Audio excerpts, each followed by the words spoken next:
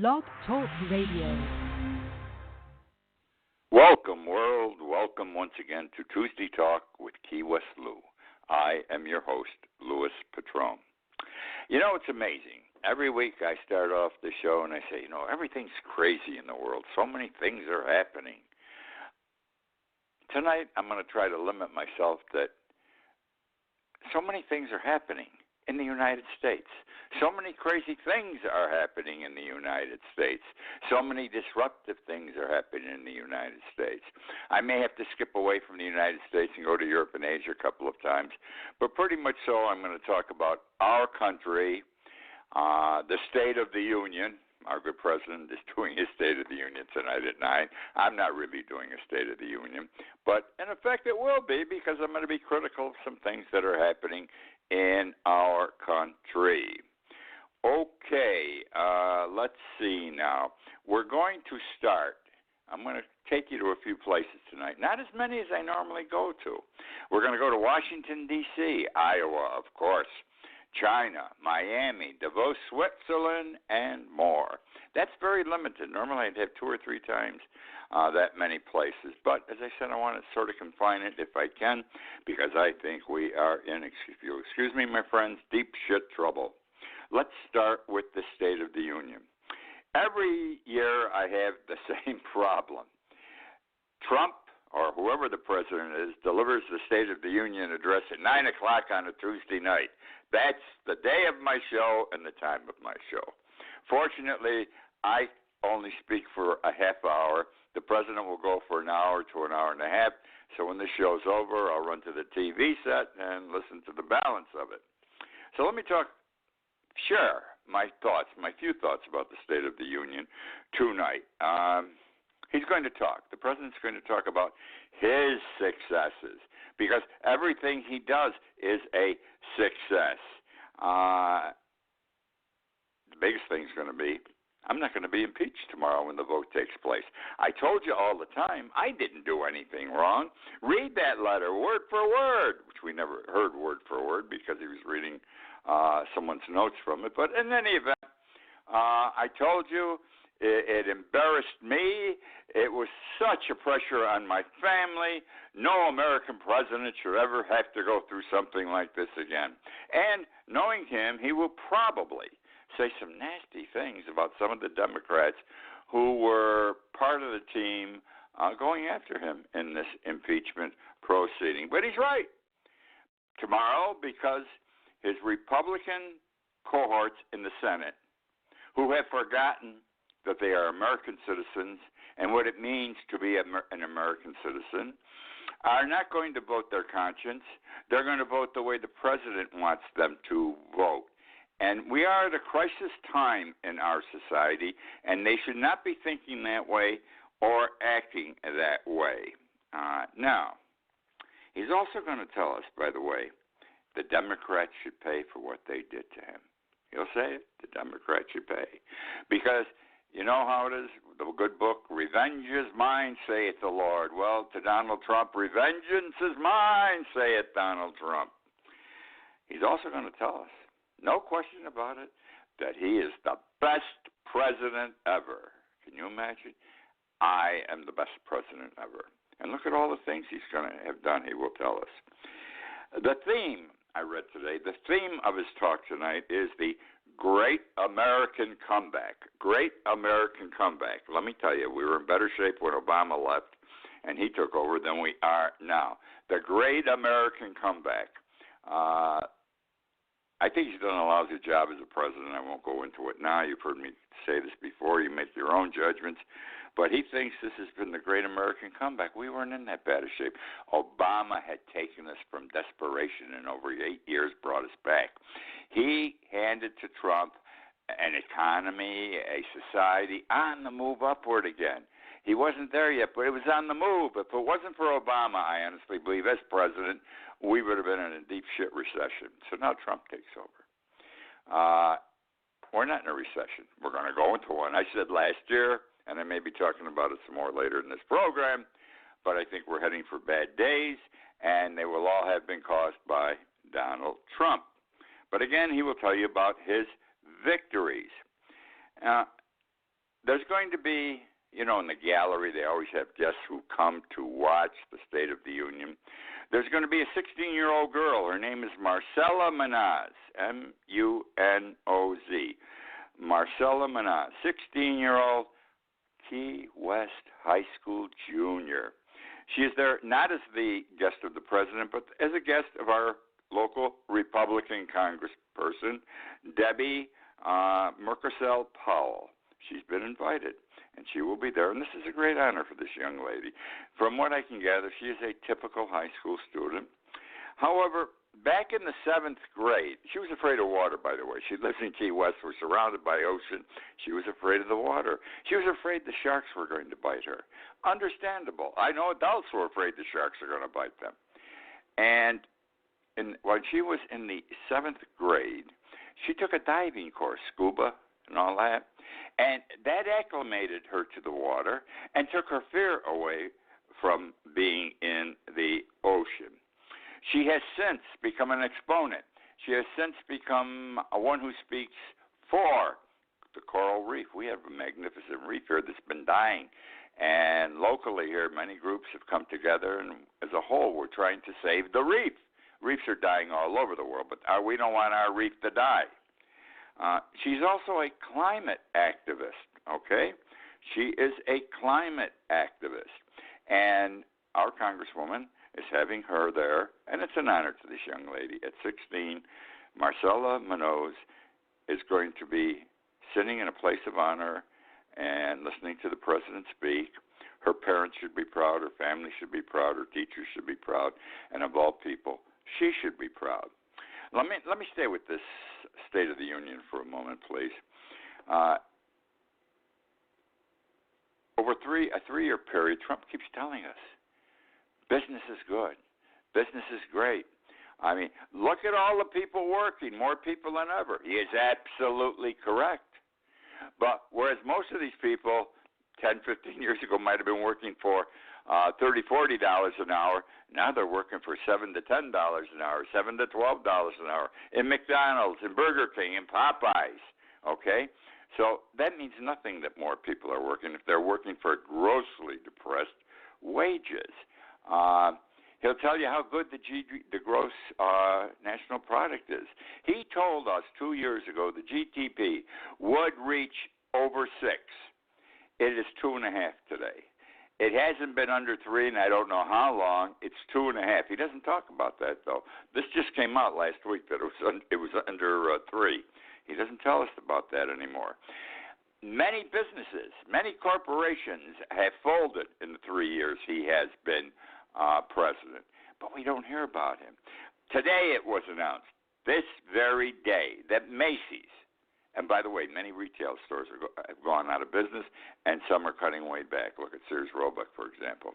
Macy's announced today, just 3 hours ago, that it was closing 125 stores and would be laying off 2,000 people. And this happens almost every week. Another company goes under, or they don't go totally under, but for financial reasons, they've got to downsize and cut back, and it's 700 here, 2,000 there, 1,800 there, 5,000, 7,000 here, and this eats away at it. But we don't hear about those things. We don't hear about those things. So that's all I got to say about the State of the Union. I hope you'll have some comments left at 9:30 when I run to the TV set to hear about the great American comeback. Now let's go to the state of Iowa. What a disgrace. I'm a Democrat. This is an absolute disgrace. Pure chaos. And the fault, the blame in Iowa for the screwed up primary where they can't do the vote properly. They got it all fouled up. Oh, I can't wait. Donald Trump's going to talk about this tonight. How the hell do you expect them to run a country if they can't run a primary? Anyhow, chaos in Iowa, pure unadulterated chaos. I blame the state Democratic Party and the National Democratic Party. They should have left well enough alone. They added a third step into this thing with a new app. They never tested the app statewide. They just put it together 2 months ago, and it doesn't work. It doesn't work. As of 7 o'clock, they only had 60 or 65% of the vote tabulated. I find it very interesting, too. I pronounce his name poorly yet. I'm sorry. If he becomes president, I'll do it well. Buttigieg. He's in number one place. He and Sanders are neck and neck, 2 or 3 points behind each other. But he's doing good. 37 years old, came out of nowhere, just like you said, no money, no plan. We had 4 people. We decided to take a shot and look where we are. And the reason is, if you listen to him, nothing but truth comes out of his mouth. And he makes sense. His problem, his major problem is going to be he's gay. And he's married to a gay man. Some people in this country don't accept that it's acceptable now for same-sex marriages to occur. A lot of seniors don't like it. Blacks of all ages don't like it. So I don't know if he can do it. But he's probably a bright young star. You know, they said 37's too young, but it really isn't. I talked about this 2 or 3 weeks ago on this show. Martin Luther King Jr. died. He was assassinated when he was 38 years old. Look how much good he did up to that time, and look how our country honors him. If Buttigieg is elected, that when he is sworn in, he will be 38 years old. So the age doesn't make a difference if you've got it. I'm not comparing him to Jesus Christ, but Jesus Christ was 30 years old, and he had his best days 30 to 33. All right, moving on now to China. China's having this terrible virus. I want to show you how what happens in China affects what happens in Key West, Florida. Key West. China's having this terrible virus. It's spreading all over the world, but China's hurt the worst. And how do they pronounce this? These big words. Coronavirus. And people are dying, over 500 already in China. We've had maybe, a half a dozen, 8 or 10 cases here in the United States. I think 1 death or no deaths. But it's an epidemic spreading across the world, of course, because it's new. We don't have any cure for it yet. We don't have the proper shot for it, et cetera. It'll come. What happens between now and that may take a long time, and many will die from it. Anyhow, the epidemic is so bad in China that the Chinese New Year was last week. Last week, the Chinese New Year is a big deal in China. Now, let me tell you what the Chinese people enjoy as their special food to eat. They love lobsters. Now, they buy their lobsters from Key West. Yes, from Key West. We have Maine lobsters out of Maine and New England. And then down here in the Florida Keys and out of Key West, we have what we call spiny lobsters. I prefer Maine lobsters. I think they're sweeter and more tasty. The Chinese prefer spiny lobsters. So our lobster fishermen sell thousands of pounds of spiny lobsters every year to China, especially for the New Year celebration. All right? Well, because of this big virus, the Chinese government called off the celebration. No New Year celebration this year. As a result of which, the Chinese spiny fishermen brokers who buy from the spiny fishermen in Key West canceled all their orders. You heard me, they canceled their orders. Now let me put this in proper dollar perspective. Last year at this time, when the Chinese were buying, there was no problem. The spiny lobsters were going for $20 a pound. 3 weeks ago, because of what was happening with the virus, the price had dropped to $10 a pound. Today, you can buy spiny lobsters for $6 a pound. That's like getting them for nothing, okay? Very simple. And that is how a serious medical epidemic in China is affecting the economy of Key West right now because spiny lobster fishermen are a big deal down here. Many boats, many people employed by it, and they will not be taking home the dollars they should this year because of that virus, which I assume began in China. Let's talk about another fish that's very popular down here, or not necessarily a fish, a crab, stone crabs. I don't know how many of you are familiar with stone crabs. I love stone crabs. I had my first stone crabs at Joe Stone Crabs in 1962 in Miami Beach and fell in love with them immediately. There was a time, if you were going to be executed by the government tomorrow, you had your last meal tonight, they say, what would you want? I'll tell you right now, I've always said this, I've written about it. I want stone crabs. They're that good. Better than Maine lobster. Absolutely delicious. Now, they happen to grow only between Miami and here. They're out of the water. But from Biscayne Bay, which is outside of Miami, down through the Florida Keys into Key West, is the only place in the world you can get stone crabs. All right, now having said that, I want to tie this into Super Bowl now. I have gone to 11 consecutive Super Bowls at one time in my life. I was fortunate. I haven't been to a Super Bowl, 15, 20 years now, whatever it is. But I once was asked to do a favor for someone who I did not know, but a client of mine said, Lou, I've got this guy I know, and here's his personal problem. Can you help him? The guy lived in Buffalo. I didn't know him at all. Did not know him at all. He was big time, though, with the Buffalo Bills. And he had a family problem that I was in the unique position at the time to help him with. And I said, sure. And I took care of it. I took care of it. Never charged for it. It was, you do favors for people in your life. This fellow never forgot. Every year since then, he sends 2 tickets to Super Bowls, no matter who's playing. They're the best seats in the house. 50-yard line, 20 or 30 rows up. It cost us nothing. And for 11 consecutive years, I went. Then when I moved down here full-time, there's something about Key West that I no longer enjoyed going to a Super Bowl or to a World Series or to a Final Four. I just like being here. I like the flavor of Key West, and I'm not in a hurry to leave the place even for 48 or 72 hours. And so I've never been. My son now gets those tickets and uses them every year.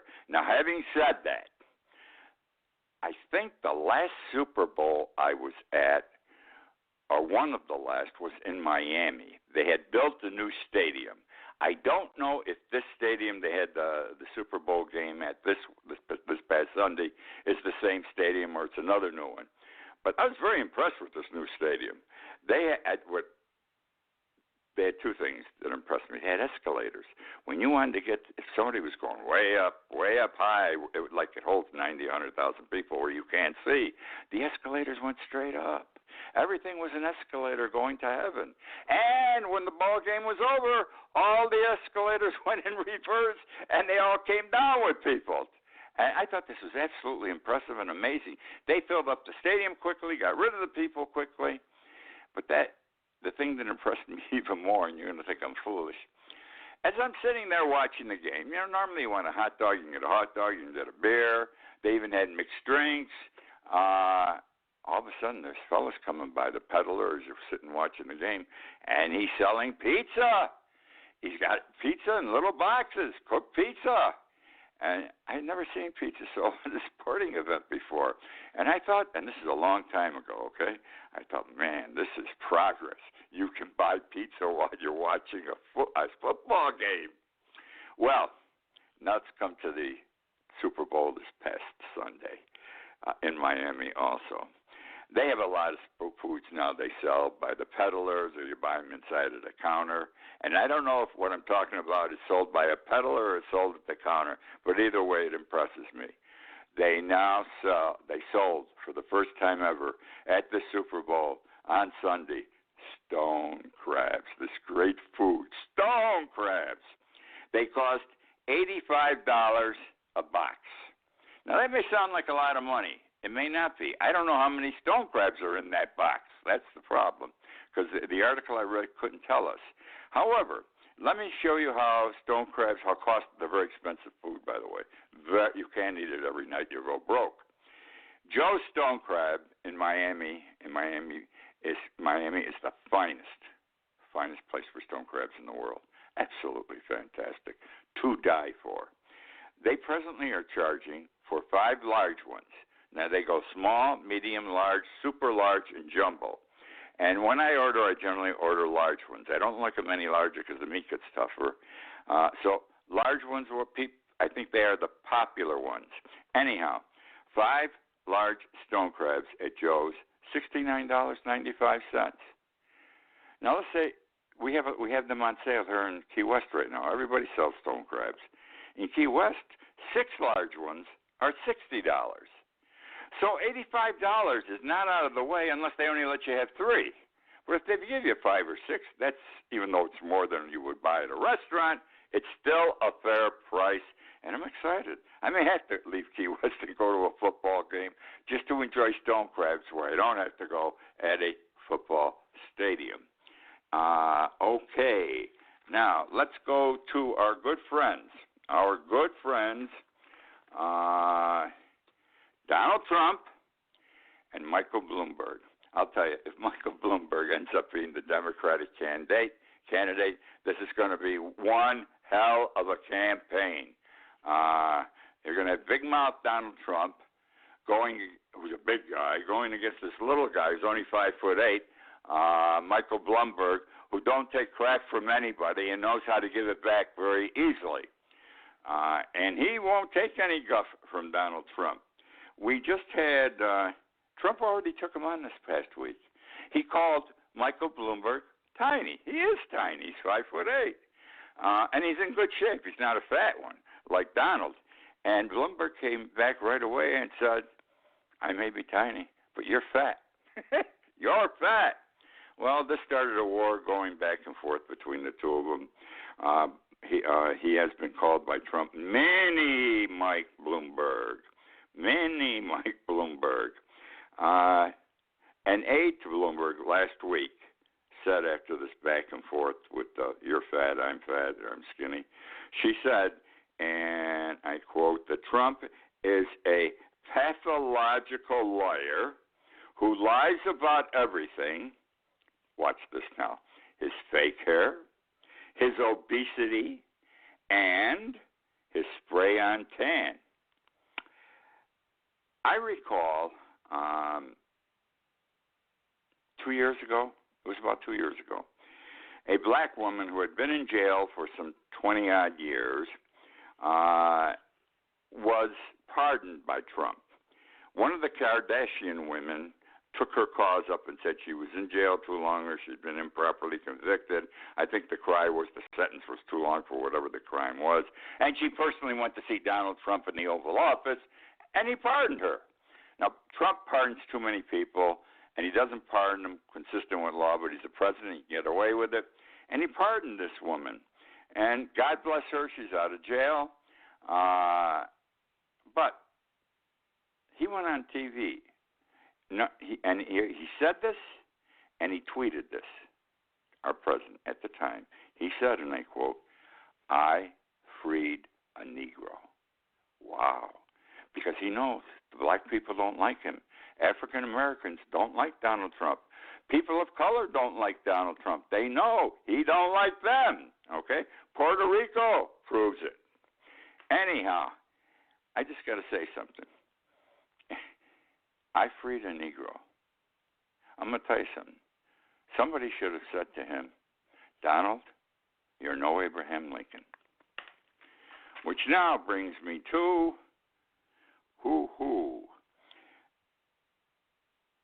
Our economy worldwide is shaky, I think.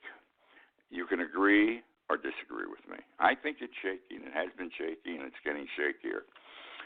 I'm reading a little bit here and a little bit there the last month or two.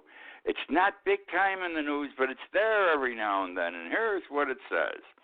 It says basically that, I'm saying there's a rumor coming out of the financial centers of the world, a rumor, that's all I'm going to label it as, that the world economy would collapse if banks stopped laundering money.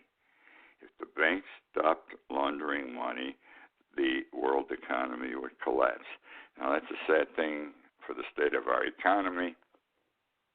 It means that the good people, the better people, are helping the bad people make more money, et cetera, et cetera. But that's really a scary thing. The bankers, they're the pride of the community. They're whores, by the way. I've never met a banker who's not a whore. They're whores, and all they care about is making money and the bottom line. They don't even care about their customers. Okay, they just want your dough and let them play with it, and screw you if they lose it. Anyhow, so that's the story there. The word is they may be money laundering, and that's what keeps them in such great shape. Now, staying with that same kind of thought, there was a meeting in Davos, Switzerland, about a month ago, 6 weeks ago. Trump was there, and when he got his turn to talk, he said all the great things he had done for his country, for the United States, and all the great things he was doing for the world. And I think 3/4 or 90% of the people laughed at him. Be that as it may, there were approximately 1,600 CEOs at the meeting. Heads of major corporations, heads of banks, heads of hedge funds, heads of economic firms. These were the money people who understand and know money and would know about the money laundering too. And they said, not this year, but at the meeting a year ago, that these CEOs said you can expect growth in the next year of 53%.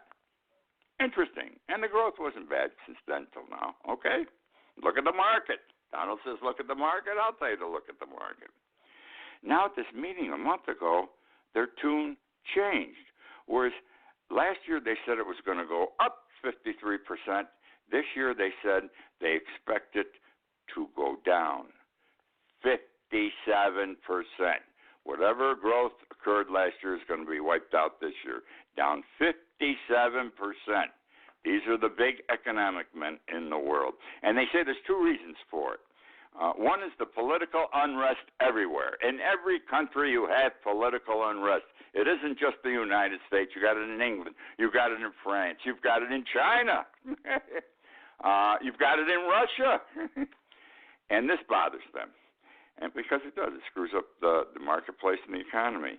And the other thing, and this would be Donald Trump's fault, he caused this, the uncertainty of China and the United States with regard to the deal they made about a month ago. Remember, this was step one in the deal. Trump caused the problem between China and the United States regarding tariffs. It's hurting both countries. Now they made this deal, which everybody says is bullshit except for Donald Trump. And the money guys are saying, I don't know if there's anything really solid to this thing, if it's going to help. So that's the story there. Now, let's stay with money for a minute again.